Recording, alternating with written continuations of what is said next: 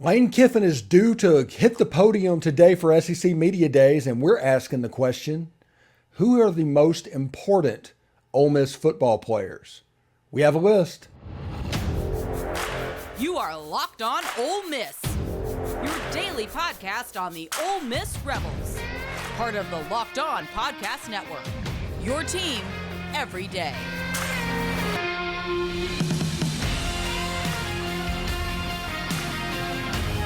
Thanks for making the Locked On Ole Miss podcast your first listen every day. We're free and available wherever you get your podcast, including YouTube. Please subscribe there. We're part of the Locked On Podcast Network, your team every day. Every day as we have it scheduled up to where we'll have Patrick Broomfield, we'll have Charles Stackhouse, we'll have Jason Simmons talking about his NIL program and Dead Soxy, the work they are doing with the Ole Miss NIL. If you look over my shoulder, you can see the NIL subscription socks that they are offering right now for Ole Miss. They got some Lane Train stuff there. They've got some Archie stuff there.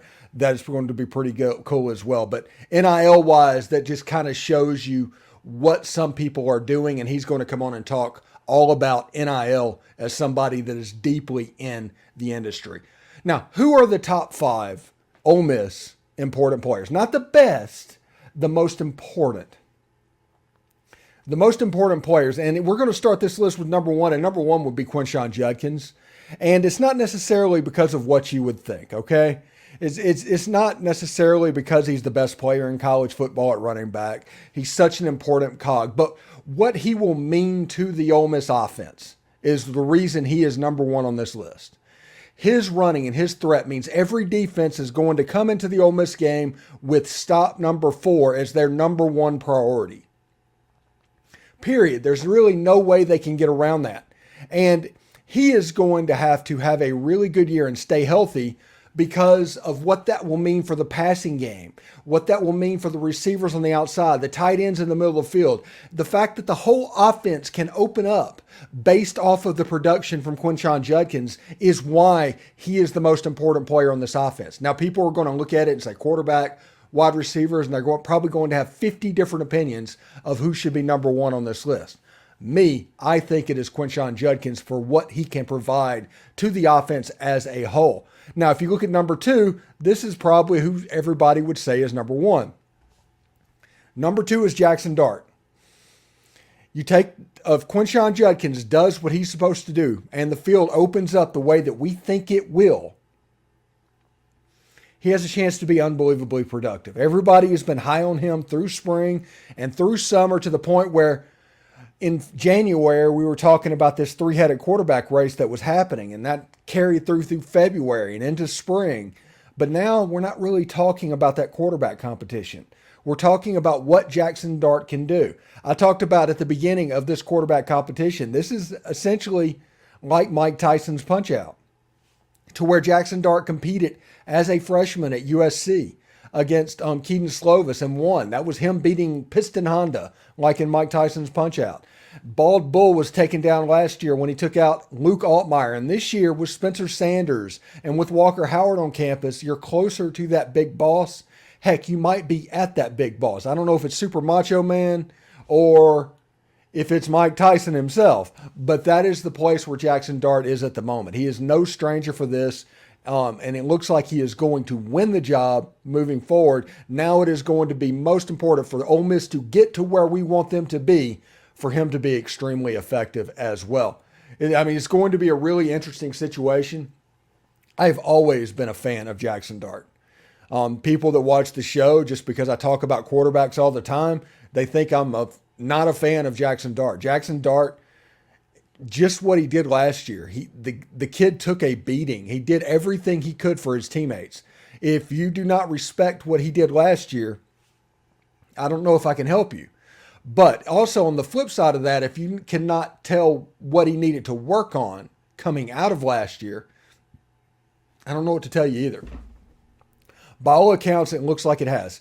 They say 1 interception in spring, and I think we had in the comments that could be a statement about the defense, and that's absolutely correct. But it's probably more of an issue of him getting the ball out of his hands quickly, him using the short game a little bit more, not trying to force as many deep throws, things like that. We'll see what happens when fall camp opens in, heck, what is it, a little under 2 weeks at this point? Absolutely fantastic. So it should be pretty good. Now, let's flip sides of the ball for number 3. Number 3, we've got J.J. Pegues. And Ole Miss is undoing as a football team last year. Let's take out all the distractions and all the stuff that happened at the end of the season. And the actual on-the-field football problem that Ole Miss had was the inability to stop the run. And part of it was the fact that they removed a 3 technique. We talked about this. Removed a 3 technique, put basically a hybrid linebacker on the field, had 2 250-pound players, a nose guard that was 300, and a bunch of linebackers that could fly around. Excellent against the pass. It was going to struggle against the run. And unlike the Big 12, who is willing to hammer a square peg into a round hole, the SEC will do whatever it takes just to beat you. And that defense has been essentially run out of the league, with the exception of Texas A&M, potentially. Although that team might change a little bit as well.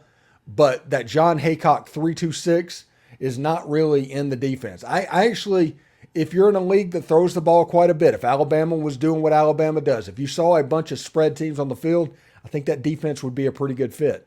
Now, when you're seeing 2 tight ends being much more prevalent in the SEC system, that's not really going to work. Ole Miss has hired Pete Golding. You're going to see a lot more 4-man fronts. I'm not a 3-man or 4-man arguing person. I think that argument is not sound. I'll put it like that. But what this defense will do is have a 3 technique on the field. That is the position that's going to be added. It's going to add a little bit of beef up front. If you ran a normal 3-4, you would have 3 players over 290 pounds. If you ran a normal 4-3, you would have 2 players that are about that height and weight. So the 3-4 versus 4-3 argument, that is silly to me. But adding a 3 technique on the field to bump that from 1 player over 300 pounds to 2 players over 300 pounds will help the run game. You move Cedric Johnson, Jared Ivey, Isaac Ukwu outside to do some work. If Jared Ivey can take up double teams, he needs to take up double teams. If he can do that and allow single rushing opportunities for the Jared Iveys, for the Cedric Johnsons, for those guys, you'll see this defense be pretty effective. Now, staying on the defensive side of the ball, we are looking at Monty Montgomery, the transfer in from Louisville. He needs to have an impact. He's the guy that I would compare to a modern-day Serdarius Bryant. He's built similar. He's athletic. If you remember what Bird Bryant was when he played linebacker, Monty Montgomery plays the game the same way. Now, when Ole Miss played in Louisville in 2021 in Atlanta, we might remember that until Monty Montgomery got a targeting penalty, he was a problem, an absolute problem on the field. And he needs to add some of that athleticism to this defense. You got them going up front. If they can soak up double teams to keep blockers off the linebackers, Monty Montgomery, Jeremiah Jean-Baptiste, Suntarian Perkins, Ashanti Seastrunk have a chance to do a little work on the second level and could be pretty effective. Now, we're going to close it off with Fraser Masin. Yeah, like I said, most important players, not necessarily best players. At some point against games like in LSU, Alabama, those type games, the punting game, the field position game is going to have to be a thing. There's going to be fans in our fan base that our team never punt. I get that. That's fine, whatever. But in those games that we need to change field position, it is important to average more than like 32 yards a kick. We need to increase that by 10 yards to make it a little bit easier on our defense. We're going to have to protect the defense some. And I think they're going to do that this year with the advent of the running game with Quinshon Judkins and Jaxson Dart being better. There's not going to be as many sudden changes. But I don't think there's going to be a situation where Ole Miss is just going for it willy-nilly on 4th and 7. I think Ole Miss has enough talent to where they can play field position some. And a part of that will be Fraser Masin. The punting game needs to be on point. We've seen Aussie rules kickers and punters come over to the U.S. and be quite effective kicking the football. And Fraser Masin needs to just be that guy. He needs to be the punter that can flip the field a little bit. If he can hit some bombs, he needs to do it. The freshman campaign at the end of the season, front punting was a problem last year. That needs to be cleaned up. We probably have not talked about that enough. We've got a kickoff specialist coming in. We've got Caden Costa coming back kicking field goals. The one real problem area would be the punt game. So we'll see exactly what happens when they line up against Mercer or Tulane or Georgia Tech to see exactly what the punting game will look like. It'll be interesting. I think the rugby punt could be coming back into style if we cannot kick the ball downfield, period. So those are the 5 players that I think are the most important, not the best, the most important for Ole Miss. When we come back, we will show you Cameron Beavers and highlights of the young defensive line player from Bay Springs, Mississippi, top player on Ole Miss's class board, and we'll show some highlights of him as well. He's probably not the player you think he is. He's been doing a lot of work on his body recently. Anyway, I do want to let you know that today's show is brought to you by LinkedIn Jobs. These days, every new potential hire can feel like a high-stakes wager for your small business. You want to be 100% certain that you have the best qualified candidates available. That's why you have to check out LinkedIn Jobs. LinkedIn Jobs helps you find the right people for your team faster and for free. Now, it's just like everything else. You go to LinkedIn, you create a profile. Everybody's created profiles either with Twitter or Instagram or anything like that. Same thing. But this is where it's different. Add a purple hashtag hiring frame to your LinkedIn profile, and you can spread the word that you're in fact hiring. It's got simple tools attached to the job posting, like screening questions that make it easy to focus on candidates with just the right skills and experience, so you can quickly prioritize who you'd like to interview and hire. It's why small businesses rate LinkedIn Jobs #1 in delivering quality hires versus leading competitors. LinkedIn Jobs helps you find the qualified candidates you want to talk to faster. Post your job for free at linkedin.com/lockedoncollege. That's linkedin.com/lockedoncollege to post your job for free. Terms and conditions apply. Thanks for making the Locked On Ole Miss podcast your first listen every day. Every dayers, I am proud to say that Charles Stackhouse should be on the show this weekend. We have interviews set up with Patrick Broomfield, and we also have an interview set up with Jason Simmons to talk NIL. So definitely you will not want to miss any of those interviews. Should be some really great stuff as well. Now, Ole Miss is in a unique situation on the defensive line. The defensive line, I don't care what you think about Ole Miss's recruiting class. The defensive line class is probably as solid, if not more so, than that defensive line class that was Pegues and Marcus Tillman and those guys. That's probably the last time the defensive line class for Ole Miss matched and reached this level. Now, Cameron Beavers is a defensive lineman out of Bay Springs, Mississippi. He's listed at 6'2.5", 260 pounds. Bay Springs, not a overly huge size. I don't know if it's 2A or 3A. It's not very large school football.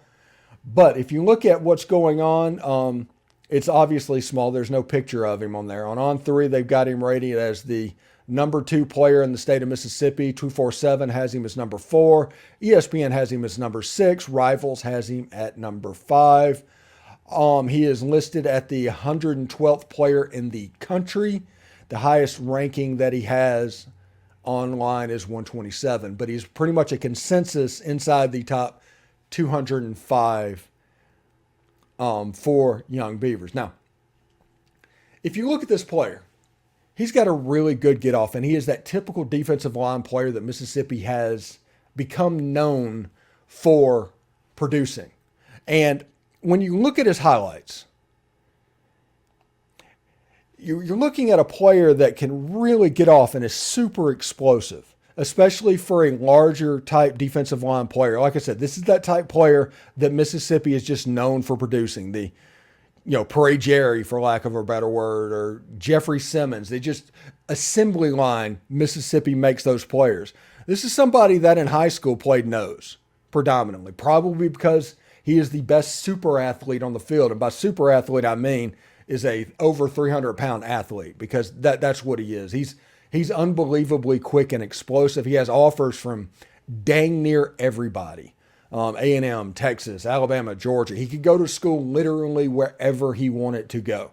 And this is a player that has a chance to really grow into his role at Ole Miss. And I'm looking forward to seeing exactly how this young man develops inside a program with Randall Joyner to where he can line up and learn from J.J. Pegues potentially if he's still here early in the spring. If he comes early in the spring, learn from Xavion Harris, who's coming back, the younger players on the defensive line that has a little bit of talent that we're looking at that could happen. I want to see if he can learn and pick up some stuff and develop a little bit quicker, because this is the profile of the type player that plays early for Lane Kiffin. It just is. This is the profile of that type player. And you will see him on the field probably almost guarantee as a true freshman at Ole Miss. Really, really good football player. Now, what do I think happens from here? The recruitment's going to go into the end. He's too wanted by everyone for it not to. I get that everybody wants recruiting to shut down after, somebody commits, but that's not it. We've been trying to hammer that home, not just for other schools commits, for Ole Miss commits as well. Good players get recruited all the way until the end. There's several things that could cause minds to change. So Ole Miss is going to have to do what they can to make this guy happy. Hopefully they will get him up to Juice Fest. We'll see exactly what happens. I'm sure that'll be the subject of some drama. But Juice Fest is about, I think it's about a week away. In a week from tomorrow, Friday. So Jeffrey Rush is going to be there. I've already seen a couple of 2025s that are going to Oxford that weekend. So we can pay attention to what is going on in recruiting with those. Now, we also have to keep an eye on the transfer portal. You recruit to the high school, whatever you don't get on the high school rank that you think can help you immediately, you move over to the transfer portal. And we use the transfer portal as much, if not more, than everybody else. And a lot of it is because the transfer portal still has that stigma to where you're just kind of getting leftovers from another school, and they haven't figured out that doesn't exist and that ain't real anymore in this era of NIL. So when we come back, we're going to do our SEC Media Days highlights. We have a quote from Hugh Freeze. We have a quote from Kirby Smart and Brock Bowers on the show. And I'm telling you, what Hugh Freeze says about the Auburn game is probably not what the Auburn game is going to be. Anyway, stick around. Thanks again for making the Locked On Ole Miss podcast your first listen every day. We're free and available wherever you get your podcast, including YouTube. We're part of the Locked On Podcast Network, your team every single day. All right. So we're doing some SEC Media Day highlights, and I wanted to talk about some coaches that went a little bit earlier. I think it was on, Tuesday. And that was a big deal coming up. And we'll see exactly how that goes. Sorry about that. I had to get my earpiece. I didn't have that. We'll see what happens. Hugh Freeze talks about how the Ole Miss job is not necessarily what happened is not on his mind. Hugh Freeze said politically correct things to say during this whole process. But he gets asked the question of what will it be like to play Ole Miss? And I thought his answer was A, very good, but B, probably disingenuous. John Sokoloff with WCBI down in Mississippi. I know you played against Ole Miss with Liberty a few years ago, but now that you're back in the SEC, you're playing against them this year, and considering your history with Ole Miss, what kind of emotions are you expecting out of that game this year? Oh, gosh. I hadn't had a chance to think about that one. Well, the emotions I had when I went back, when I was coaching at Liberty, I would think that probably was, I don't know that I'll feel a lot of emotions since I've already done that. And it was back in Oxford. But the day couldn't have gone any better other than the outcome. My family was welcomed, loved on, line at the bus to welcome me there and to see me after the game. I think most people there have great fond memories of what we did there, and obviously we're disappointed at the same time with the way it ended. But I think when time has a way of let's remember the great times we had together, and it's home to me. I mean, I was born and raised there, and so it'll always be a special place. But I have great respect for what Lane's done there, and I have a lot of friends there, and he's doing a nice job. But I really hadn't. They're coming to our place, so it won't be like I'm going back to Oxford. It would just be me, and that's been a long time. I mean, that'll be 7 seasons. So it's not like, it's not like it was yesterday. So I don't think I'll have a lot of emotions other than the fact that I'm going to win. So Hugh Freeze, said all of the right things in that interview. I have no problem with anything that Hugh Freeze said. He did exactly what he needed to do, okay? But I also am saying right now, I've talked to people that are covering Auburn and doing Auburn, and they are very tuned in to what is going on the Plains at the moment. And one thing that they tell me is that game is circled. That game is absolutely circled. And if you don't think it is, just think of what Ed Orgeron did at LSU to Ole Miss. Even when LSU wasn't particularly good, picture that game and the emotions in that game and how much Ed Orgeron wanted to win that game.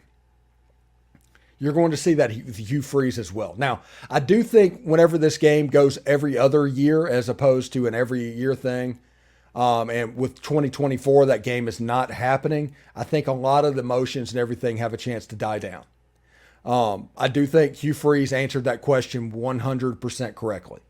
There's nothing he did wrong on that one. I do think it's a little bit disingenuous other than the fact that even he said he's going to want to win that game. I think even more so he is going to want to win that game than other games on the schedule. The only problem for Auburn that I see is that before they play Ole Miss, they get Georgia and LSU. I think as the schedule, I put that up whenever we did the game previews of the opponents of where Ole Miss fits in their schedule. You can see where that could kind of beat them up potentially just a little bit as well. Now, also, we had Brock Bowers come on and talk a little bit about what Georgia is doing to fight complacency. Pretty good. I like Brock Bowers. I wanted to give him a shout out a little bit on the show because I just enjoy watching him to play, and he's made me more of a fan of tight ends than before he got to Georgia. So this is Brock Bowers.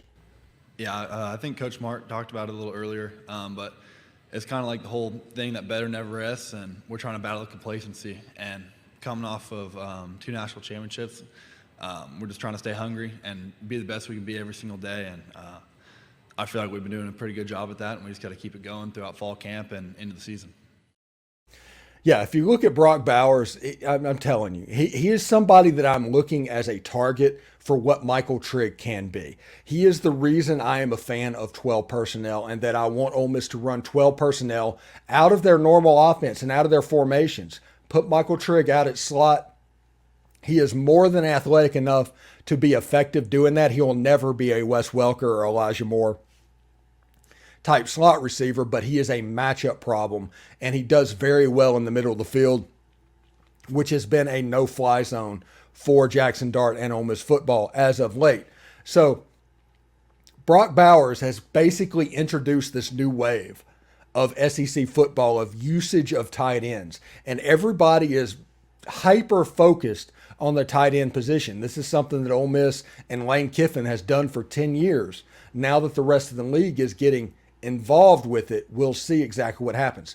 Like Jeremy Clark, the receiver that is being recruited out of Callaway, he has no film, none whatsoever. But he's 6'4", 6'5", 185 pounds, which means he is being recruited, and they offered him a scholarship to Ole Miss before any of those big receivers in the Mississippi class committed.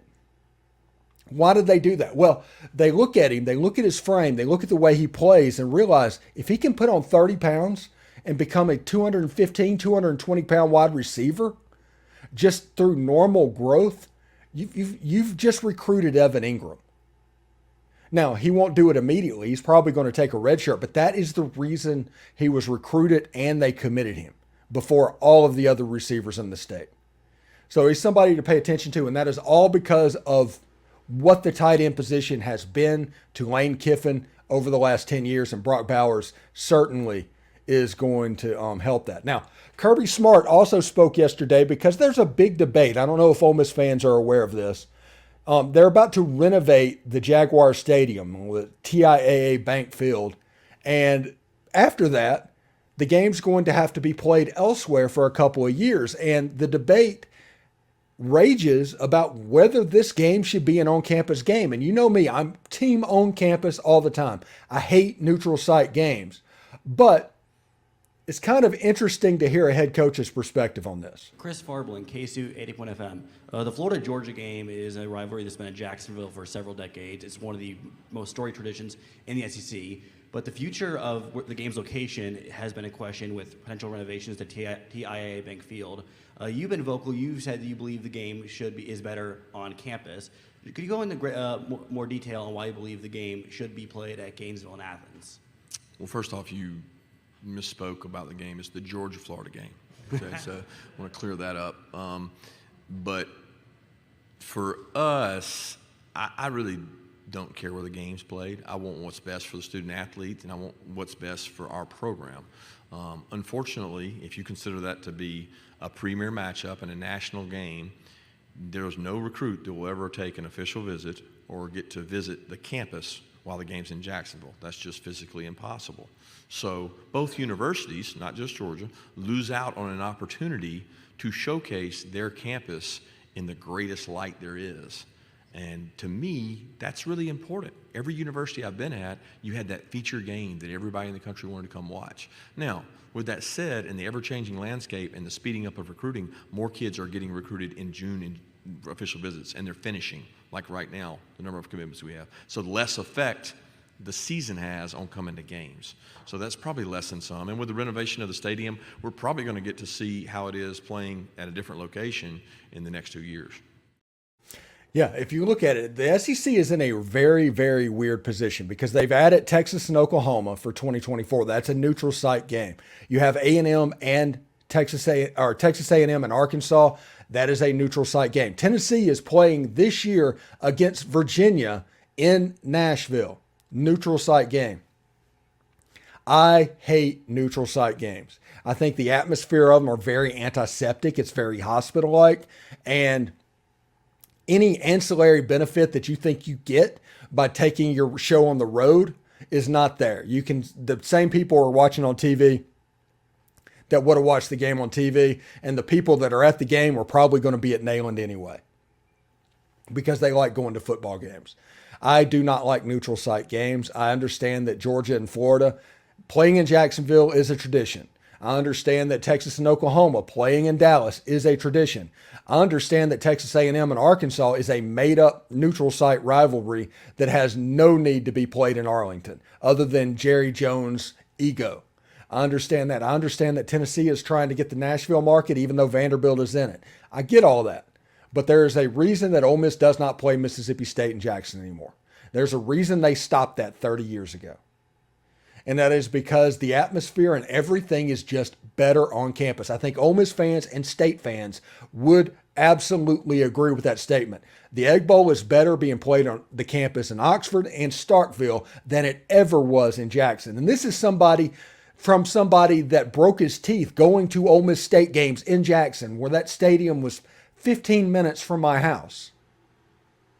The game is better in Oxford and Starkville. The game would be better in Athens and Gainesville for Florida, Georgia. The game would be better in Austin and Norman for the Texas-Oklahoma game. And the game would be better in College Station and Fayetteville for A&M and Arkansas. There's no question about that. Anyway, thank you very much for making the Locked On Ole Miss podcast your first listen every day. We're free and available wherever you get your podcast, including YouTube. We're part of the Locked On Podcast Network, your team every day. Remember, everydayers, a little later this weekend, Patrick Broomfield, a 3-star Ole Miss commitment, will be interviewed on the show. Jason Simmons, talking about NIL, and Charles Stackhouse, Ole Miss legend, will be on the show as well. That's all for you everydayers. And also, if you have any questions, don't hesitate to DM me. If you have a good question, honestly, I'll put it up on the screen and do all that. We want to drive conversation about that. So thank you very much for tuning in, and we'll see you tomorrow. Lane Kiffin on the podium today.